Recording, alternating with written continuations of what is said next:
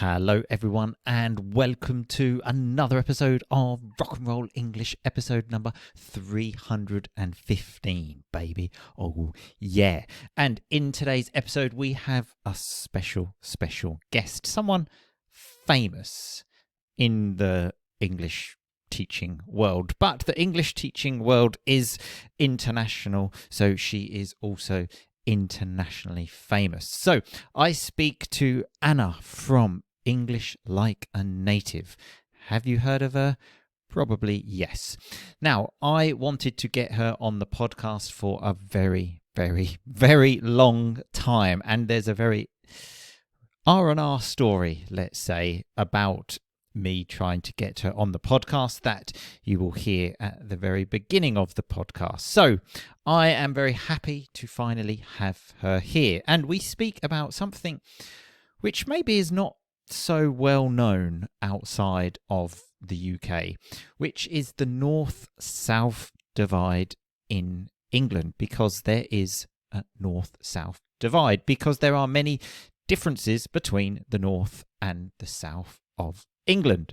So it's one of those RnR English episodes where you may actually learn something and not just talking about pooing. So quickly before we start, I am doing another YouTube live this Thursday. So Thursday the 26th of October at 8 p.m. UK time, 9 p.m. in Europe. But if you can't make it live, don't worry, you can obviously watch it later. And we will analyze the language from the podcast, break things down, and especially connected speech. This is something which everyone really enjoyed in the last live, so make sure you don't miss it. And of course, if you have difficulty understanding anything from this episode, or at work, or films, or wherever, don't forget to check out my online course, Jungle Listening, which is the only course on the market which breaks down fast-spoken jungle English and transforms it into something simple and learnable. So click the link in the podcast you are listening to right now to check it out, or below in this YouTube video, because yes, I forgot to mention this podcast is on YouTube too. So if you're listening to the podcast version, go to YouTube if you want to see my face and Anna's face. Maybe you probably don't want to see my face so much, and I understand that, but maybe Anna's. So go to YouTube and check it out. Anyway, that is enough of me talking. Here is the episode. Happy listening. Hello, Anna, and welcome to RnR English. Hello, thank you for having me. It is an absolute pleasure to have you, and I couldn't not mention this, okay? I'm sorry, Anna, I have to mention this. I sent Anna a message in 2017. I said, hi, Anna, I like your stuff, blah, blah, blah. Would you like to come on the podcast? And I didn't get a response, but I thought that was normal because you were and are, like, you've got a much bigger following, I'm sure. It went to your spam thing, and then out of the blue a few months ago, 6 years later, I got a response. Yeah, hi Martin, that would be great. So it was unbelievable. We must have set some kind of record there, Anna. Yeah, I'm quite well known for delayed responses, but that has to be an absolute record. I think I don't know how Instagram works in terms of how it sorts your messages, but I do get overwhelmed with messages, so I just don't see all of them. And of course, it seems to have this kind of like highlighted section now when you first go into your DMs, where it kind of pulls up any messages you haven't looked at. And so I've obviously gone through a number of messages recently and just brought yours back up to the top. And I didn't even recognize the fact that it was from 6 years previous. Yeah, I actually had to highlight that to you because I thought, has she not seen that? Because it does have the date on it, and it said like, I don't know, September 2017. Because I had to double check, and I thought, did I contact her again recently? And so I looked at the message, like, no, that was from 2017, right? Okay. Yeah, very embarrassing. It's good that you've got a good sense of humor. And I was like, oh my goodness me, how did I miss that? But I'm glad that, we finally made it work. Exactly, yeah. Good things come to those who wait. So yeah, I am delighted to have you here on the podcast. So thanks very much. So I'm sure actually most people know you. So just a quick intro about you. So tell us who you are, what you do. Like I said, I'm sure most people have heard of you already, but for those that haven't. Yes, I'm Anna. I'm Anna from English Like a Native. I'm on most social platforms, primarily on podcast now, in the English Like a Native podcast, and YouTube. As the name will suggest to most of you, I'm a native English speaker and I teach native English, as in full of grammatical errors, because we often speak with grammatical errors. I cover a lot of dialect and accent, with many accent tutorials, because we have a variety of accents in this country, and a lot of idiomatic English. And I just try and make learning fun and ordinary. So it's not like textbook English or ordinary classroom English. It's just chit chats, really, just how kids learn. You just listen to it and hopefully it'll sink in. Exactly. And that's exactly what we do here on RnR English. So you are the perfect guest to have.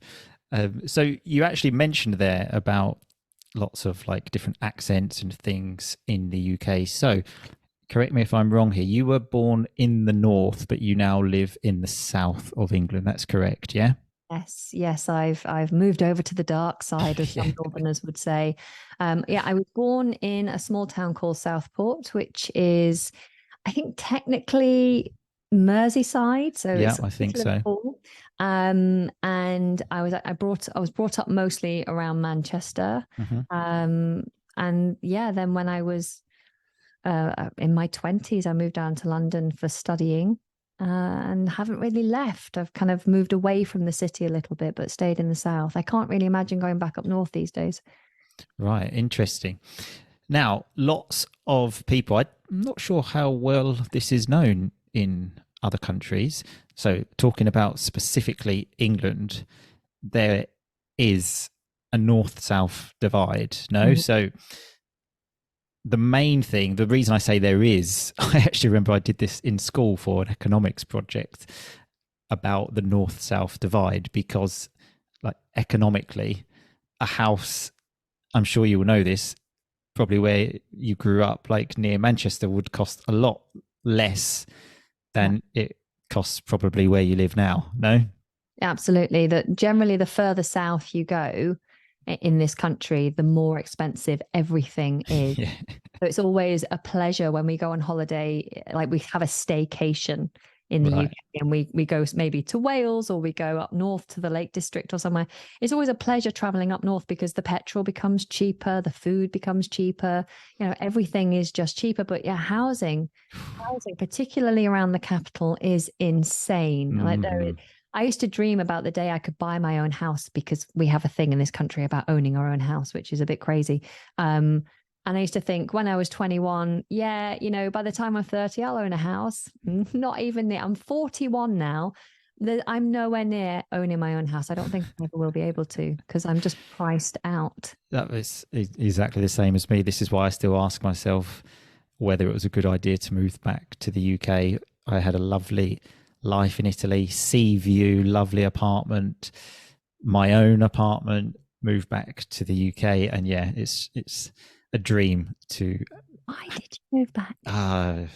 Let's not get into that. We could have a whole podcast about that. I'm desperate to move to Italy. Like, that's my dream, is to go and live over there. So many people say that same thing to me, and that's again why I ask myself, what am I doing?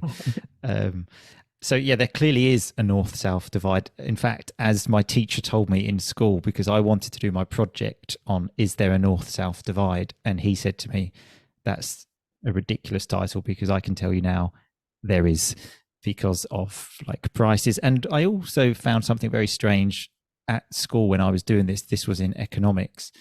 One of the things that we measure this by, so like house prices, but another one is the cost of beer, which I think is a reflection of our country, that our culture. Exactly. That one of the measurements we have of how much things cost is a pint of beer, which down south now is like £5. Yeah, it's crazy. Yeah. Crazy. When I'm pricing my products or my services, I'm always like, oh, is it too expensive to ask someone to spend a £5? And I'm like, you wouldn't even get a drink or a sandwich for that price. Exactly. Actually, it's not that much. I mean, it's relative to everyone's situation, but Yeah, down here it's expensive to eat out or get a beer or whatever. Absolutely, everything. Breathing is expensive. Yeah. So I thought you would be a great person to talk about some other aspects of this because, as I said, we're not going to go into our houses more expensive in the north because they clearly are. So we're going to look at some other like stereotypes, let's say, because not only like economic differences, there are differences in like the way people are and the way northerners look at southerners and the way southerners look at northerners. So we're going to look at a few of these and have a chat about, from our experience, whether they are true or not. Obviously, don't take this as gospel. Hoping not to offend anyone. Yeah, of course. Offense needed, meant. Just from our experience. Okay, so the first one is northerners are real men. What do you find? Have you found this to be true? Now, real men, obviously, we're going by the like stereotypical real man, big, strong, can drink lots of beer, knows how to, like, if you buy something, knows how to put it together like a cupboard or something like that. What's your experience of this? So there's lots of images flicking through my mind now of all the men that I know who are not kind of southern or kind of scattered around the north of England, and the ones that I know from London. And I think no stereotype is the overall rule. There are lots of exceptions, of course. But I think the reason the stereotype exists is because there's in the past, particularly, there was a lot more industry.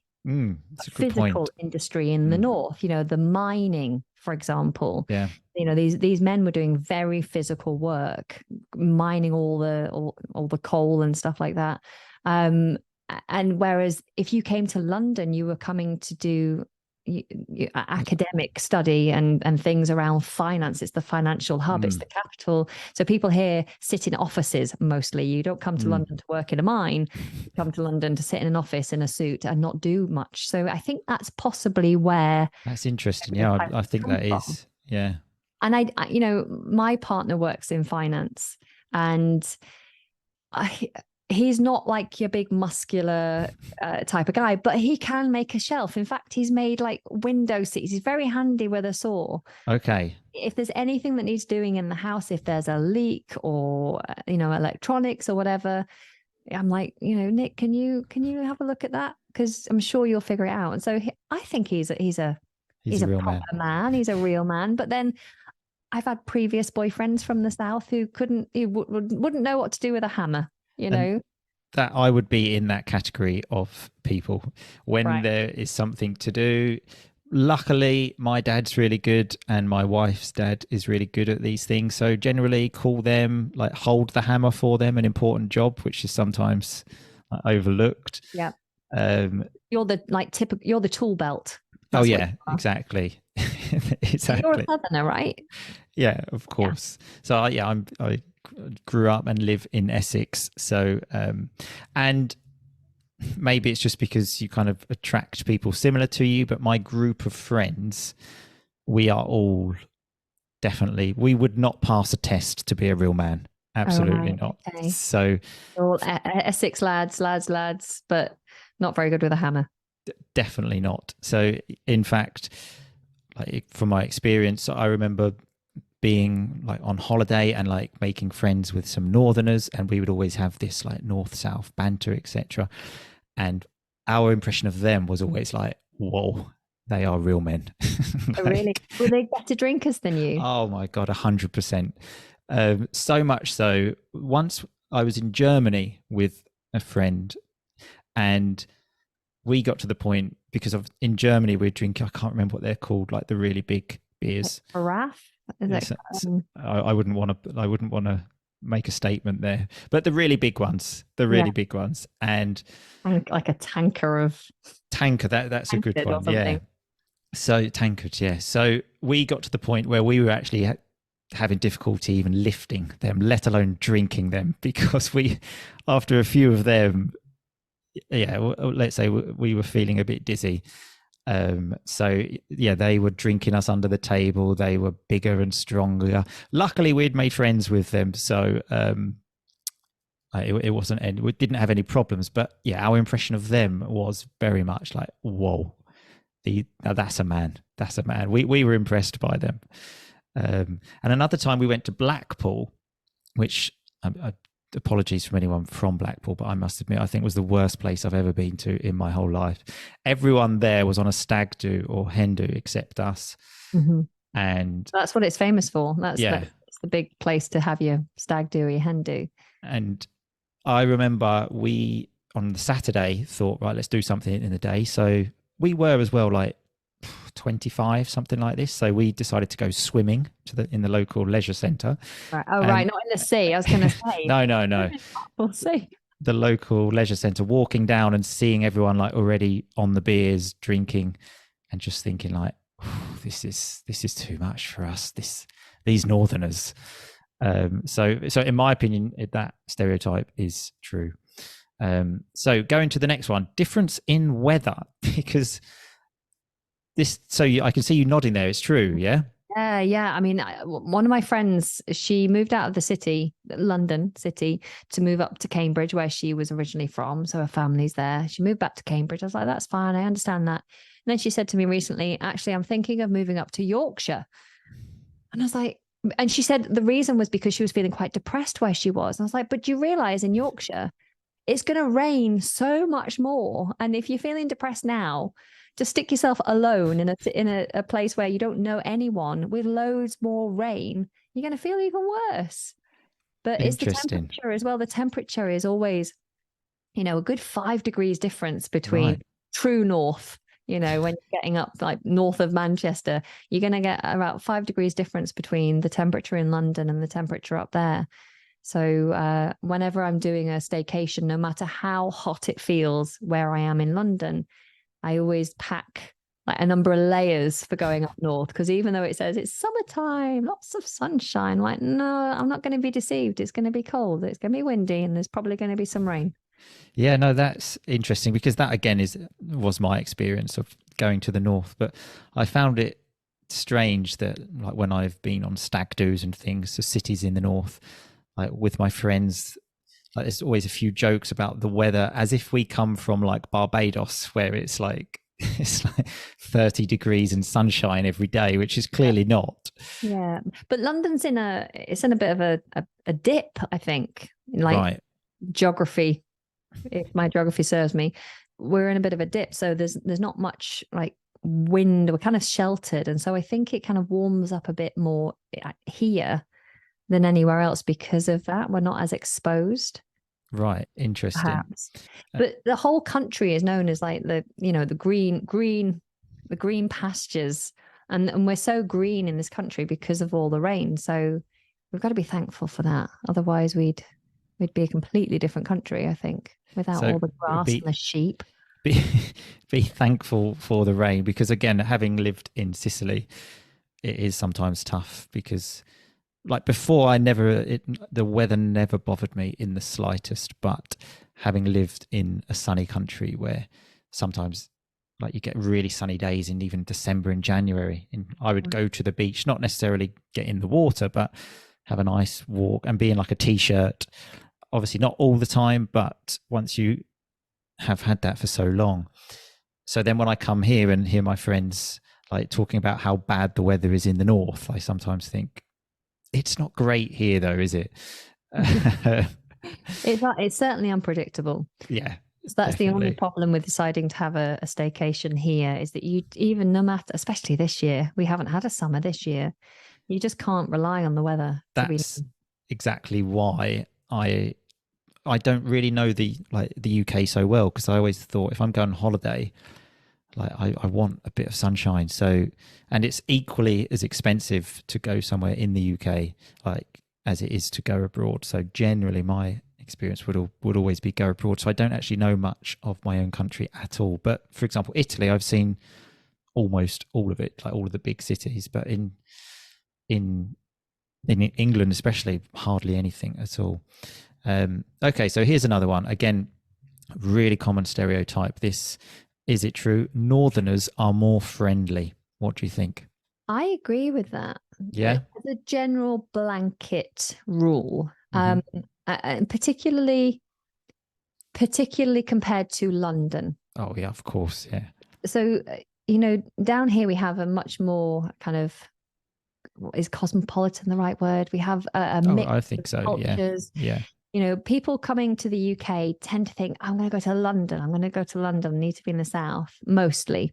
And so if you go into London, you rarely actually hear the true Cockney accent. Of course. You hear accents from all, like, international accents, and people from all over the UK as well, down in London. And so, what was your question again? I've just done that mummy brain thing. I've completely lost the thread. That northerners Friendly. are more, friendly. And so I think there is a little bit of like loss of that community, because it's a big city and people come in and out very quickly. I lived in London and moved around London a lot. So I was in one place for 6 months and I'd move again.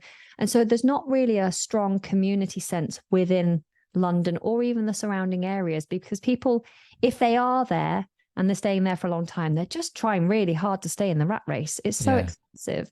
So people just kind of keep themselves to themselves. And I've noticed, living where I live on the suburbs, on the outskirts of London, I try so hard to make friends here. And it's like pulling teeth. It's like trying to get blood out of a stone. It's so difficult to make friends. And we have children to use as assets for friend making, and it's still so difficult. Whereas up north, the further north you go, especially when you go out to the smaller towns and villages, there's very much a community sense. And not just the north, I'd say over in, never eat shredded wheat, over in the southwest, Cornwall, those kind of areas where you still have those villages, there is a community sense there. So people tend to be more friendly when they feel more established. They know the people in their environment. So when a stranger walks in, they smile and they go, "Morning. All right, you're right." Here, to look someone in the eye is like, you just don't do it. You're on the bus, you're on the tube, you don't look at people. If someone looks at you, you think they're strange. Like, what do you want? He's going to mug me. So I think it's true. No, I actually totally agree with you. From my experience, again, even on that holiday, for example, these northern lads, when we were staying in a hostel, they were very friendly towards us. Like, we would never have initiated like a conversation with someone else, like, oh my God, we don't know this person. So yeah, I totally agree with basically everything you said. And it can be really difficult to make friends here, but I can't not mention the fact that you said never eat shredded wheat to remember your north, east, south, west. That's what we do in the UK, how to remember it. But I hadn't heard that in such a long time. As soon as you said that, I thought, wow, that is amazing. Because I'm dyslexic. I'm dyslexic with directions and with colors, and some numbers I switch around, but I always forget like my left from my right, my direction. So I have to do that. Move in a clockwise direction, and that works. Yeah. So yeah, again, I have to agree with that. But like you said, especially in London, and I'm the same. Like, when I go into London, I immediately just become like, really, I was in London at the weekend and I was going up the escalator and someone was on the left, just standing there when they shouldn't have been, because obviously you stand on the right, don't you? But if you want to walk quickly, go on the left. And someone was just there, and I was thinking, I was fuming. I had like steam coming out of my ears. And then I noticed she even had a pram with a child in there. So I thought, oh, I can't tell her to move. But I was still thinking, what are you doing? Like, just immediately, I just become one of those horrible people as soon as I'm in London. So first world problems, eh? Yeah, exactly. So yeah, we agree on that one. Okay, so we are going to stop the episode there for today and continue this tomorrow in the RnR English family membership area. So if you would like to continue listening to the conversation where we talk about accents and lots of other things, and Anna tells us a real R&R story that involves a misunderstanding and a man taking off his underwear. So if you would like to listen to the rest of the episode, go to rockandrollenglish.com, click become a member and follow the instructions. Remember, by becoming a member, you will also get access to more than 1,000 1,000, yes, 1,000 extra episodes of RnR English, weekly online lessons with me. You will build a close personal relationship with me and with lots of people around the world, and a million other benefits. So yes, remember, rocknrolenglish.com, click become a member. So for a quick recap of the vocabulary, because we will look at some of this in more detail on Thursday at the Facebook Live, remember 8 p.m. UK time, and we will also look at the connected speech features, but just a quick recap. So Anna said at the beginning of the podcast that she gets overwhelmed with messages. So when you're overwhelmed with something, with messages, it's like you don't know what to do. It's almost confusing. Oh, there are so many messages, and probably that's why you end up responding 6 years later to a message. So I then said, good things come to those who wait. Very simple to understand. I'm just I'm just reminding you of this so that you can use it too.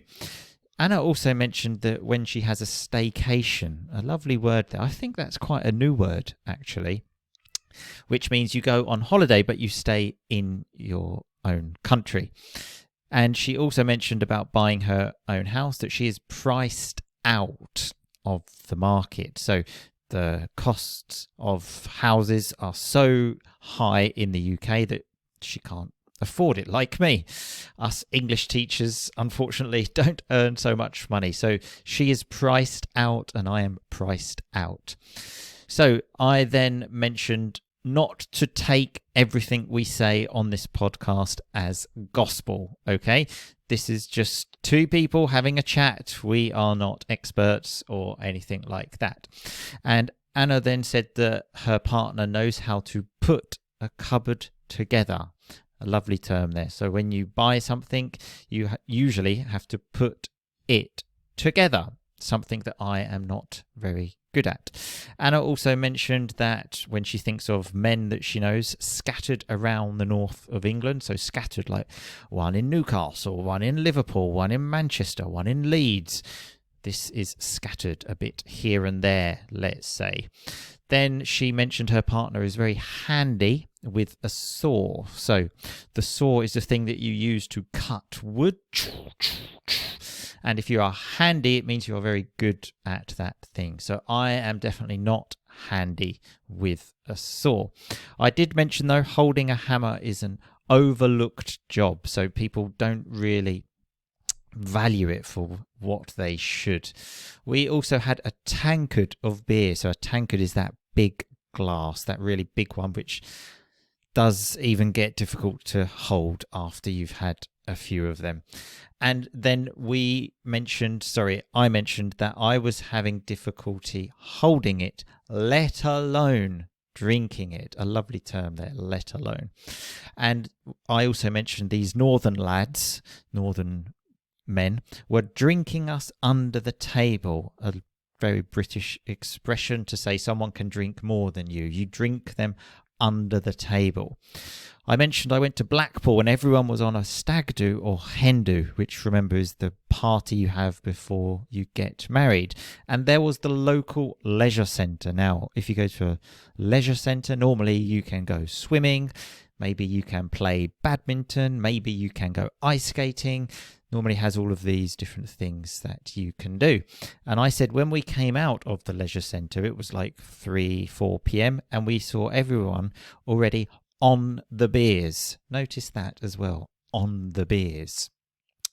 And then Anna said when she has a staycation, she will not be deceived, so she will not be tricked, and she always packs lots of layers. So if I am wearing a t-shirt, a jumper, and a jacket, that would be 3 layers. She also mentioned London is in a dip. So think of a dip when you dip your biscuit into some tea, of that like going down. London is in a dip. If you are watching the YouTube video, I am making a perfect hand movement of a dip. So go and watch the YouTube video.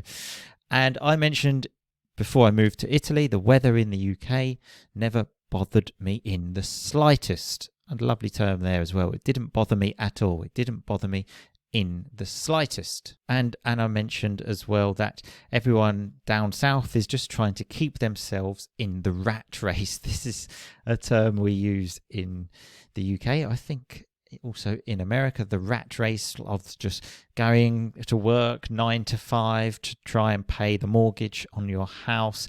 This is known as the rat race. So she mentioned it's difficult to make friends, so trying to speak to people, get a conversation is like trying to get blood from a stone. Something very difficult if you've ever tried to do that, and obviously the same as talking to people from down south like me. I even have difficulty saying down south. I still say down south with a f sound. I have to really think about that to not do that. Anyway, so that's all of the vocabulary. If you are listening to the podcast version, remember to check out either the YouTube version or go to rockandrollenglish.com.